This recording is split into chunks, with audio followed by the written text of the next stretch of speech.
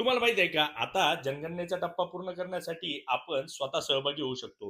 हो, स्वतः सहभागी होऊ शकतो. 1 मे ते 15 मे 2026 पर्यंत तुम्ही तुमच्या मोबाईलवरून स्वजनगणनेमध्ये सहभागी होऊ शकता. खाली मी दिलेल्या लिंकवर जाऊन तुम्हाला ही माहिती भरायची आहे. त्याच्यामध्ये कुटुंब प्रमुखाचं नाव आणि मोबाईल नंबर, ईमेल आयडी टाकल्यानंतर तुम्हाला एक ओ-टी-पी येणार आहे. तो आल्यानंतर तुम्हाला ती माहिती भरायची आहे. त्यामध्ये तुम्हाला सगळ्यात महत्त्वाचा जो पार्ट आहे तो म्हणजे भाषा निवडचा. भाषा एकदा निवडल्यावरती भाषा तुम्हाला बदलता येणार नाहीये. त्यानंतर तुम्हाला त्यांनी विचारलेले जे प्रश्न आहेत, सिंपल आणि सोपे प्रश्न आहे, त्याची माहिती जी आहे येस नो मध्ये क्लिक करायची आहे. ती क्लिक केल्यानंतर तुमच्या घराचा जो गुगल मॅपचा नकाशा ओपन होईल, त्याच्यावर घराच्या ठिकाणी तुम्हाला जे आहे ती रेड मार्कर जो आहे त्यांनी ती पिन करायची आहे.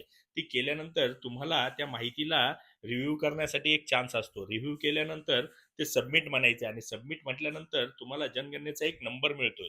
त्याचा स्क्रीनशॉट काढून ठेवा किंवा तो तुमच्याकडे सेव्ह करून ठेवा. म्हणजे ज्यावेळेस प्रगणक तुमच्याकडे जनगणनेसाठी येईल, त्यावेळेस त्या नंबरवरून तुमची माहिती जी आहे ती क्रॉस व्हेरिफाय होईल आणि आपल्या देशाच्या जनगणनेत आपण सहभागी होऊ शकतो.